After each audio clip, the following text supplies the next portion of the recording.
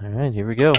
So Edcamp 3.0 and session 2, we're talking about digital leadership, how to support your admin in digital literacy. So I'm Dan Bennett. I guess we can introduce ourselves first. I'm Dan Bennett. I teach in Southern California at Los Alamitos High School, and I'm a biology teacher, chemistry teacher, and I'm also one of the two ed tech coaches at my school. So I support teachers throughout the high school with integrating technology into their lessons and helping to develop professional development and support to basically anybody associated with the school. So,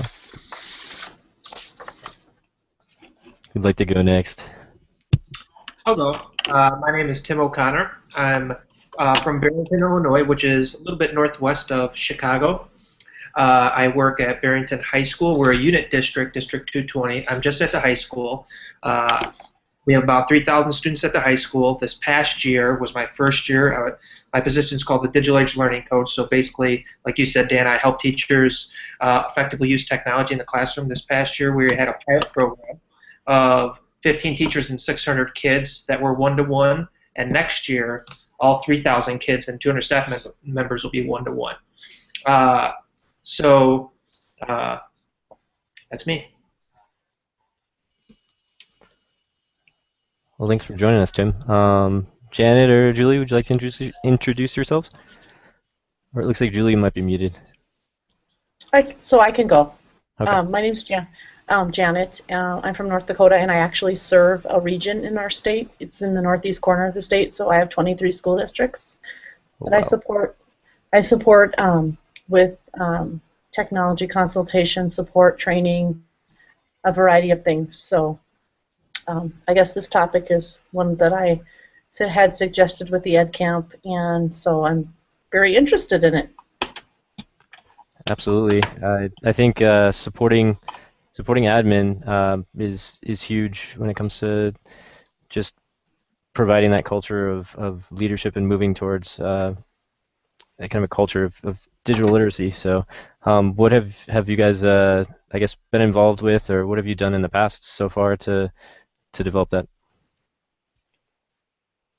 I know for me, a big part of it is trying to get leadership to help me to get teachers to kind of break out of their classrooms. You know, we kind of, especially in a high school where you have a lot of people teaching a lot of different subjects, it can be very much people will go back to their classrooms and kind of shut the door, and you know that can kind of be the culture. And I think that's typical for a lot of high schools. So trying to get with my admin to help kind of lead the way to get teachers to not just reach out within the building, but also things like this, you know, using social media and stuff like that. So we started a district hashtag that pretty much there's only about 3 or 4 of us that use right now, but you know we're sticking with it. Hopefully it grows over time. We started using some Google communities to get teachers to, especially our pilot program last year, to get them to share lessons and stuff like that, kind of asynchronously throughout the year. So that's really been one of my missions is this past year, within the first year of this job, is really trying to get people to kind of break out of their classrooms and start sharing ideas within the school, and then hopefully, you know, grow their professional learning networks, you know, throughout the world. Yeah, I think from my vantage point, we one of the things I've done is bring a lot of people to, or try to invite a lot of people to ed camps, just the live, the live version. And I definitely tried to invite some people to edcampHOME as well. What's interesting is we have a school hashtag, and it's used a lot by students and people within the community. But I think growth within teachers has been a little bit slower. And I don't know if it's because there's a lot of kind of conservative feelings about social media with teachers, and they just don't, they've chosen not to touch it at all, just because there is so much concern about it. So it's an awesome tool, but growing that tool has been a little bit of a challenge. Sure. Yeah, this is Julie. Can you guys hear me? Hi, Julie. Yep. Hi, Yeah, I Julie. had it muted for a minute.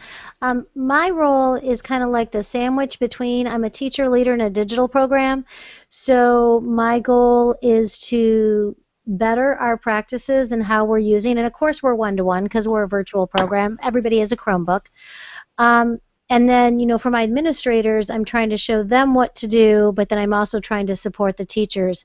And I find it's kind of, Tim, you probably find this, you're trying to teach your teachers something that will engage their students more and probably is going to be helpful to their practice, but they're already dealing with so much that it's kind of, you get a little pushback from them going, oh my God, something else? Mm-hmm. And you're like, but this is cool, this is great, but it's a balance for us. Yeah, it is. I know one of the things I tried to do this year with my admin and with my teachers is, I think I could have did a better job in my first year, and my second year I'm going to really focus on it, is talk about how it can really help them, like start out with making how it can really actually save you time, make you more efficient, or even using social media, you can find classroom tested ideas that are, someone has already created. You can just take it and, make it your own and build off of what someone else has done, which can save you time in the long run. But people don't always make that connection. So I'm really trying to sell it so how it can benefit them, because one of the hardest things that I find is there's just so much going on during the school year that people just don't have time, and they're always just like, I just don't have time to try something. They just want me to come in and fix it. It's not working, fix it, and then, but I think we're in kind of a unique role where even though we're in education, our learners are not students. Our learners are other adults. And you've got to kind of balance what the needs of the adult learners. Adult learners want to know why right off the bat, versus student learners are kind of like, I get it, this is my drill, I sit here and learn all day long. But adult learners don't have that automatic compliant buy-in. Sure.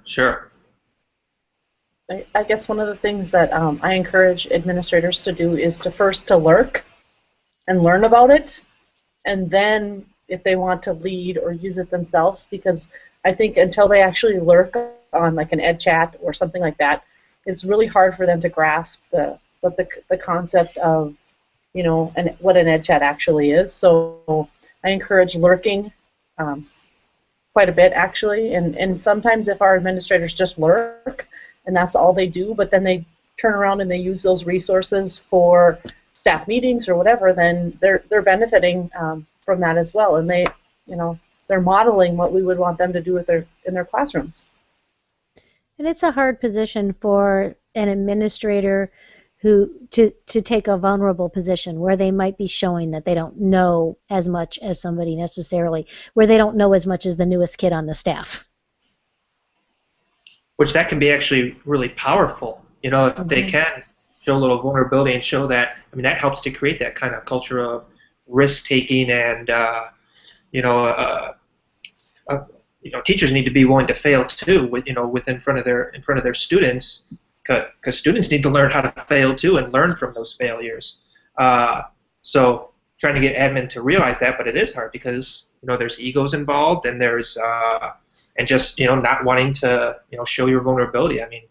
So trying to get them to realize that it can help to create the culture that we want to create. It's hard to do though. Yeah.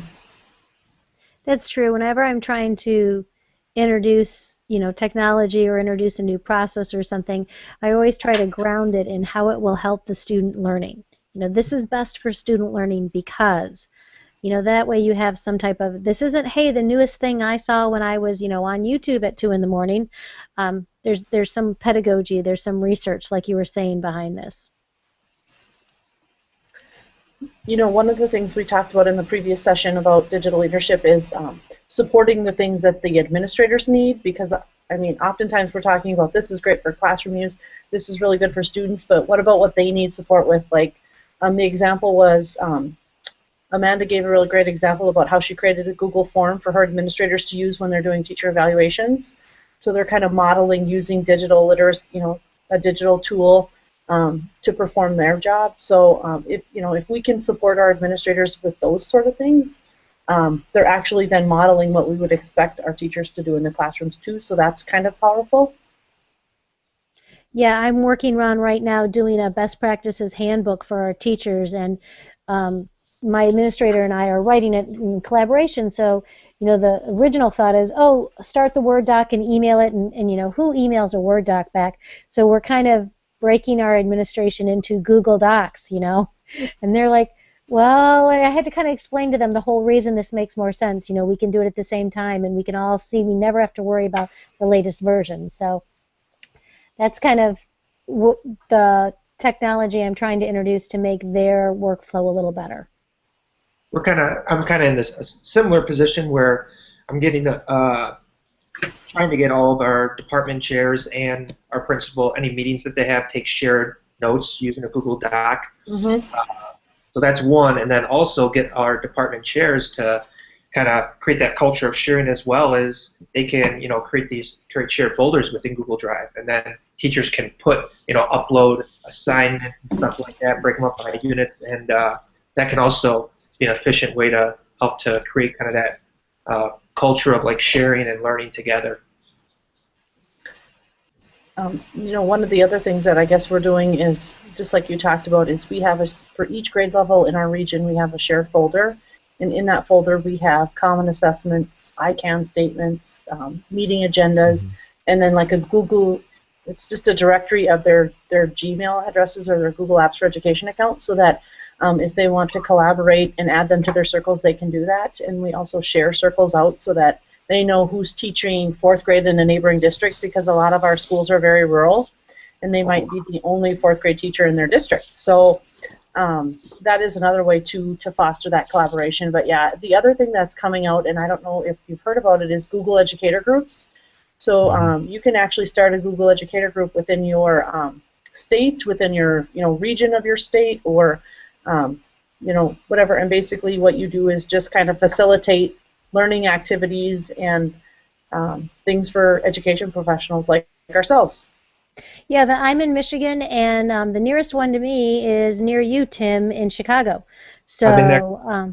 Yeah, I've been looking for one of them to pop up in Michigan. I'm really surprised there isn't one in the whole area. That's actually, yeah, really surprising. We have one in California, and I was going to say about just within our district, one of the things that we're going to push going into this year is just a community, using the Google communities, kind of like our G+ communities like we're using right now, to just bring people together for different purposes. So, yeah. But the Google educator networks are really, really cool. I think there's a lot of potential there. Mm-hmm.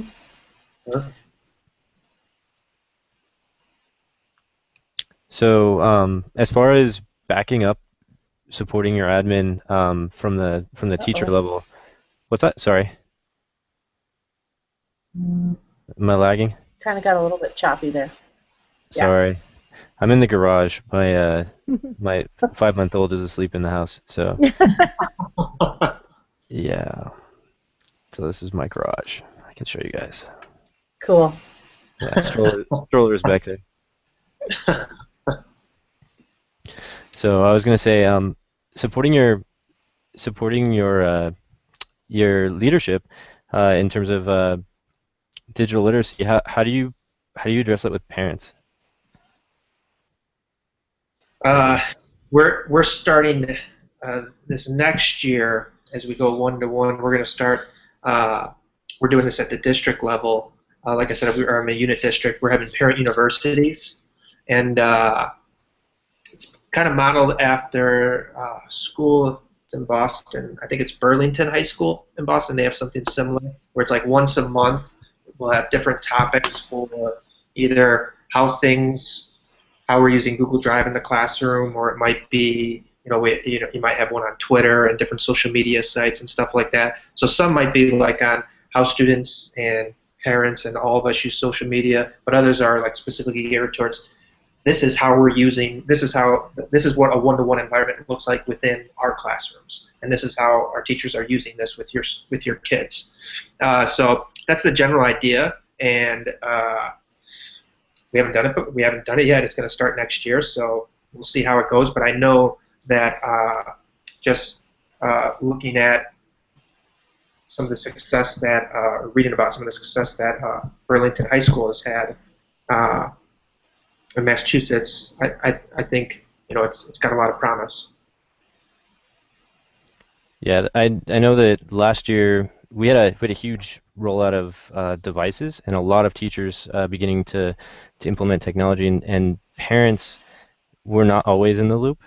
And I think sometimes they weren't as engaged as they could have been, and we probably could have had better student success in some circumstances if we had just had a lot more parent engagement. And so I like the idea of like parent universities, parent nights, to not just talk about the social media aspect, because I think a lot of parents are paranoid about that, especially at the high school level, but also the tools and what they actually do.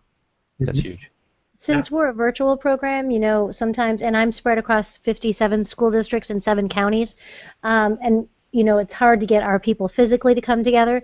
One thing I found is there's a Chrome add-in called Screencastify, and there's lots of screencasting tools we have out there. So what I've been doing is, for their most frequently asked questions, I used to write up something, but I find they tend to watch short videos a lot better, and they need to be short videos that they can access on demand, because if you give them all their questions front loaded, like I know these are the 10 questions you're going to have, they're not ready for them yet. They're only on question 2, not question 9. So I've been doing a lot of real short Screencastify videos, and then I put them on my Google Apps for Education YouTube account and on my teacher website. And then if they do actually watch through them, they kind of get a step-by-step process. Otherwise, when they ask the question, I just send them the link here. Here's the screencast that has what you're looking for in it. So that's been kind of our outreach to parents, because you would think in a virtual program my parents would be tech savvy. It's really quite the opposite, especially in the middle school. The kids want to do the online stuff, but the parents will look at me and say, I have no idea about this stuff at all. And Hmm. so I'm like the type who asks those tough, weird questions. I asked this one parent, I said, if you have no idea and you're scared to death of technology, my God, why did you put your 7th grader on an online program? And the dad looked me dead in the face and said, because it's what's best for her. And I thought, wow, I will never need to ask that question again, because that's the perfect answer.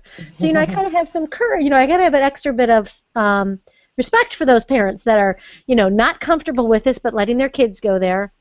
And then my job, as their mentor teacher and as the lead teacher in the program, is to create those little bits of information that come in the just in time to help them help their kids. I had a Twitter, she's a Twitter friend. I've never actually met her in person, but we did a book chat together online on Twitter, and she had kind of like an Edcamp style or an unconference for her, and she teaches primary for her primary students like a Saturday morning, so the kids and the parents all came to the classroom, and they just kind of went through some things that they would normally do in their classroom with their devices to kind of just expose the parents to what actually is happening with the devices in the classroom, and I thought, wow, that is a really good idea. Kind of like a modern day show and tell. Exactly, like a share fair. Yeah. Yeah.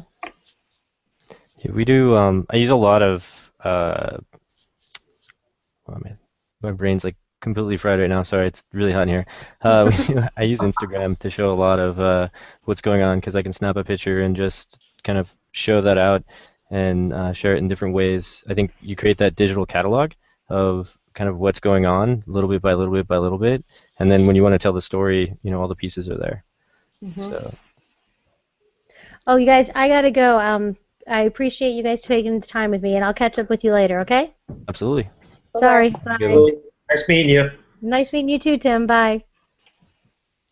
So what else? I know, Janet, you talked about you started the idea for this session. What other ideas did you have about digital leadership and where that could go in terms of supporting administration? In the last session, we talked about kind of like the evaluation, and we're talking about all the classroom ideas to help with digital literacy. But what about for administrators? So I asked anybody if they were reading any literature, Hmm. and we talked about this book is one of the ones that Amanda said she ordered, and then Adam, who Yeah, was in the session, had read this book. So it's by Eric Schenniger. He's on Twitter as well, but it's a really great book. and he was at what was his school again? It's He is, it's oh I lordy, think it's New yeah, Milford. yes, yeah, New New Milford. Milford. Yeah, and I think he's actually leaving New Milford in like the next Milford in the next month or two. He's going to I think a larger position in the region. Okay. And then the other one we talked about was professional capital. And I guess the reason I brought this one up is because Eric actually does a lot of quoting of Michael Fullen, who's a co-author of this book with Andy Hargraves. And this is a really simple read. It's just kind of nice. It puts together how you can build your professional capital, but you have to do that through social capital, which could be your social media, through Google Plus communities, Twitter, a variety of things.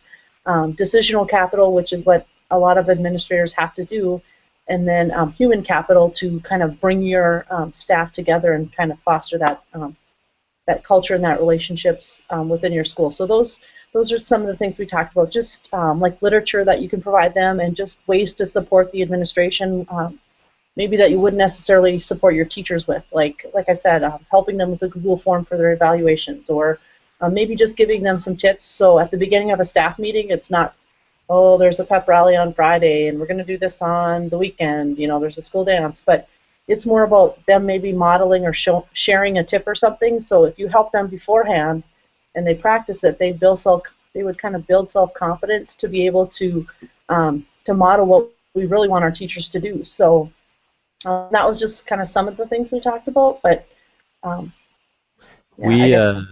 I'm trying to think. It was about 6 weeks ago. I went to a conference at Huntington Beach Unified School District, and one of the books that they're reading as a district is "Show Your Work" by Austin. Oh, this one? You got that one too. Yeah, yeah, and that's kind of the idea of creating a constantly showing your process and your work along the way. And Mm-hmm. I could totally see that as just, I mean, it's total support for your administrator because you're telling the story and uh, you're you can feed those pieces essentially or pass those pieces on to your administrator so that they can kind of put together a bigger picture of what's going on at on campus or at the school. I read that book just a couple of weeks ago. I was in Atlanta for GTA and for ISTE, and so I was Hmm. constantly referring back and just thinking about what Austin Kleon wrote in that book. And so, yeah, I think it's a really good read too. It's a simple read, and I think it would be great to bring up conversation and discussion amongst either administrators or teachers. So, yeah, I love that book. Yeah, it's a really easy read and but Hmm. just really clear, powerful points. Hmm. Yeah. Um, so you were at GTA Atlanta? Hmm. I'm going to Mountain View at the end of the month. So Um, congrats. I'll actually be at the GeoTools one in Mountain View a couple days before. Oh, okay. So, Yeah, yeah. I think Natalie O'Neill will be Yeah. there. Yeah. Hmm. Yeah. And she's going to be at your GTA.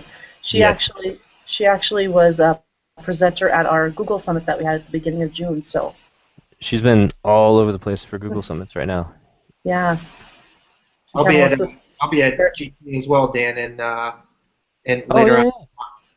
yeah, yeah. Tim, I keep looking at your first name. I didn't even see your last name. Awesome. So it's like a Cool. GTA group. Yeah, Very I'm cool. super excited about it. Well, Yeah. rest up, you guys, because it's kind of life changing. It's so much fun, and just even today, looking at the Edcamp home list of seeing who was on there, and seeing things posted, it was nice to just see some familiar names and faces from people that I met in at ISTE, but also some of my cohort members from GTA ATL. So it's just a fabulous time, and it's kind of like the technology is invisible, and you just kind of build really great relationships with the people that you're there with, and it's a blast. I think just getting into GTA and having that drive and commitment to try for it, I Hmm. think is kind of feeds into this conversation in terms of just being a resource to your admin and making those connections and networking so that you have more knowledge base to draw upon. Well, and maybe that's something that we could do too, is encourage our principals and administrators to apply because in our cohort we really only had one person that was a principal, and he was starting a new school. So it was fascinating to sit with him and have conversation with him about what he was going to do with this new school and the decisions that he had to make about technology. And so yeah, that's a good point, Dan. And I think maybe we should encourage more administrators to apply for GTA. I've been thinking encouraging more administrators to blog and kind of put their thoughts out there that way is huge. I know I love when I read someone like uh, the principal from New Milford. I'm drawing a blank on his name, but you know I follow his Eric. I follow his blog, and I love to read his thoughts as an administrator. So I think that's another way that administrators can really kind of lead the way, and we can help them lead the way by bringing up some of those points. I totally agree. I love administrator blogs. It sounds weird, but just it's interesting to hear their perspective and what they deal with and their ideas, and especially when you follow someone who is an awesome digital leader, you get just some crazy ideas and really see what it looks like further down the road. Oh, absolutely. Well, and sometimes I think that as soon as they go from being a teacher to administrator, they're kind of polarized. And Yeah. it's like there's a different relationship between teachers and administrators. So sometimes I think they just need like the social support as well that a lot of teachers do when they band together to collaborate. Mm-hmm. I would totally agree. The I would say that our principal, you guys have totally kind of I guess urged me on now. Our principal would be a great candidate to apply. So thanks for the idea. Yeah, I mean, I just think there could be more, and it kind of sets the tone for your district when it comes to using technology or preparing kids. Absolutely. And you have a huge district, by the way, or well, I guess region. Are you regional? Is that what you're considered? Yeah, so we have it's called this education cooperative. So there's 8 regions in our state, and actually I'm not the biggest region in our state, and we have one large district that has about 6,500 kids, and the rest of them there's about 6,500 other kids, and so the smallest school is like 42 kids, K-12, and the largest school, like I said, is 6,500. So it's quite a discrepancy in student population, and like I said, we're very rural, so we have to rely on things like social media to not only to build our social capital, but to teach kids how to be global citizens and those sort of things, because it's kind of what they're going to be using in the workforce, and if they go on to vocational education or a 4-year institution or whatever. So Absolutely. Well, I think we're supposed to end in about a minute. So I think this was a great conversation. Thank you for sharing. It's just yeah. one of those categories that I feel like I'm not very strong in, and I felt like by signing up for it, I could just glean as much information and ideas as possible. So I really appreciate it. Absolutely. Well, yeah, thanks you guys. I'm so excited for you, and have fun at GTA. Yeah, Tim, looking forward to seeing you face to face. Yeah, well, absolutely. Take it Cool. easy. All right, Thank guys. you. Bye-bye, Thank you. guys. Have a good one. Bye-bye. Bye.